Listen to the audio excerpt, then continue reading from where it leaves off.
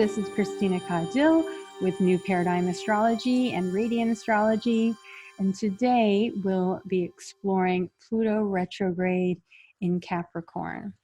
Now, a planet like Pluto, an outer planet, takes about 14 days to actually station. So when we say station, that means it stops and it slows to a stop from our point of view on Earth.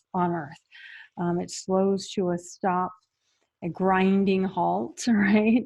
And then it stations, meaning turns direction again from our point of view on Earth, and then it goes retrograde. You've probably heard before that planets don't actually stop and move direction. They're really basically slowing down from our point of view. And so it looks to us like they're moving backward, right? So it's like if you have two cars driving at the same speed and then one of them slows down, it looks like they're actually going backward. But in any case, it affects us as if it were actually stopping and going backward. When a planet like Pluto, the outer planets, it's almost like, I like to think of them as like ocean liners in some way. They're not like a speedboat that's just kind of like zip around. It needs to, it's a big player, so it needs to slow and stop. And as it does, its significance like deepens in our experience, in our collective experience.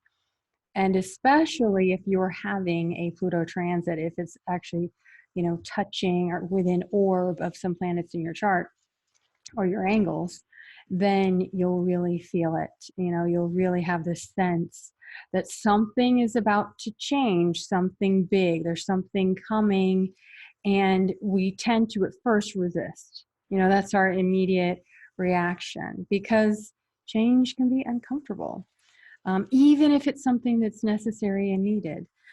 There's a sense of us that's like, oh, whoa, I'm not ready for this. But Pluto is a planet of metamorphosis. And Jeffrey Wolf Green actually distinguishes metamorphosis from any other kind of change, like any other kind of evolutionary change, like transcendence or transformation.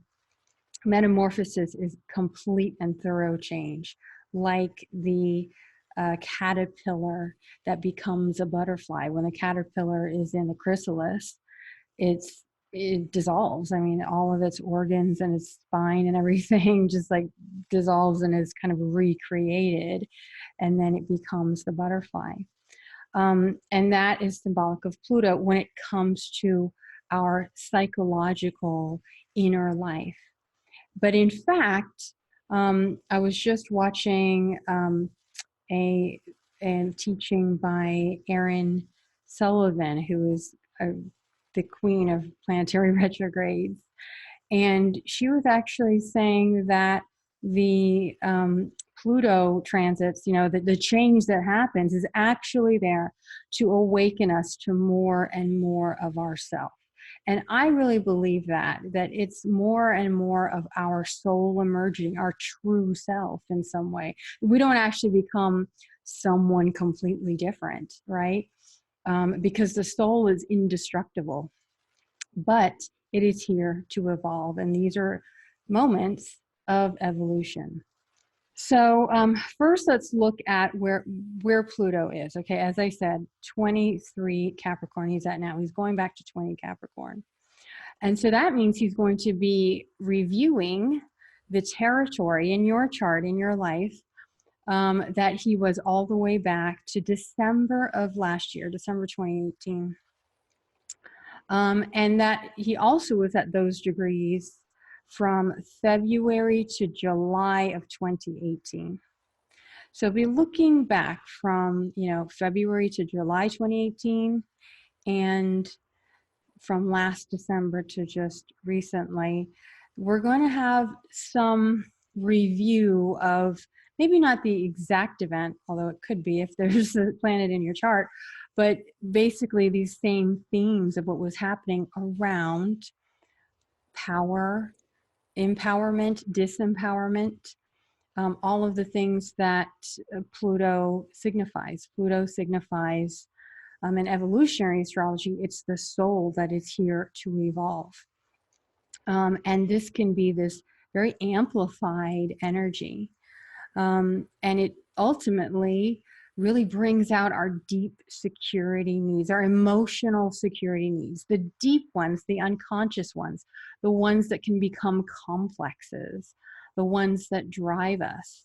You know, you hear about someone having a mother complex or a father complex. Or a Napoleon complex, you know, or there's all kinds of complexes in psychology that basically means something has been like stuck and crystallized within the psyche that we always go back to. And even if it's destructive, we go back to it because it's what we know, because somehow something happened, something traumatic that made us say, this is what's going to keep me safe in this moment.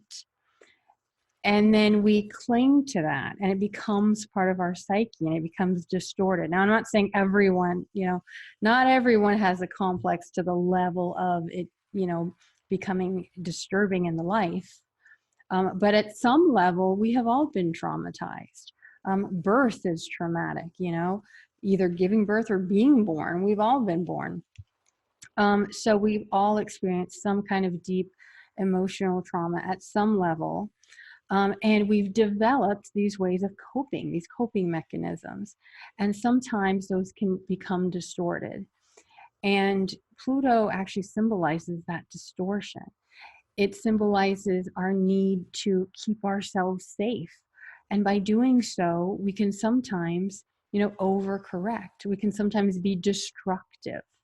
You know, Pluto can be a destructive force. It can be just as much about creativity and regeneration as it can be about destruction and decay.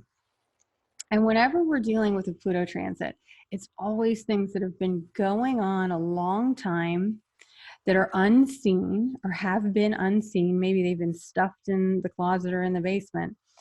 And then when Pluto stations, a lot of times these come into our awareness. And it's usually something that's kind of ugly. It's usually something that, you know, we didn't realize was going on, but because it was festering for so long, you know, it could become a monster in a way. I don't mean to scare you. Pluto can be scary though, but you know, it's that sense of there's something within me that needs addressing. It's the shadow ultimately. It's what we consider our shadow, and it's part of us. You know, the soul comes into the life to evolve and to express itself. But then, you know, we're born into a time and place where there's a society, there's rules and laws we need to live by. The soul, though, isn't made for society, right? The soul is just pure energy. So it's finding a way to express this pure energy in a way where we can move through the world, feel empowered, but also feel connected, feel alive. And, you know, this energy, if we don't manage it, it can control us. That's why Pluto can be symbolic of things like obsession and possession and like literally feeling possessed by your emotions, by your complexes. So these are themes of, again, power, disempowerment, attraction, repulsion. You know, it's like anyone with strong Pluto signatures usually doesn't, you know, isn't, what's the word? They feel strongly, you know, they strongly love things or strongly are repulsed by things, or if you're going through a Pluto's transit. You know, this is like this intensity of needing to bond with either another or with an idea or with something that you feel like will shape you, will change you, will help you become more powerfully who you're meant to be.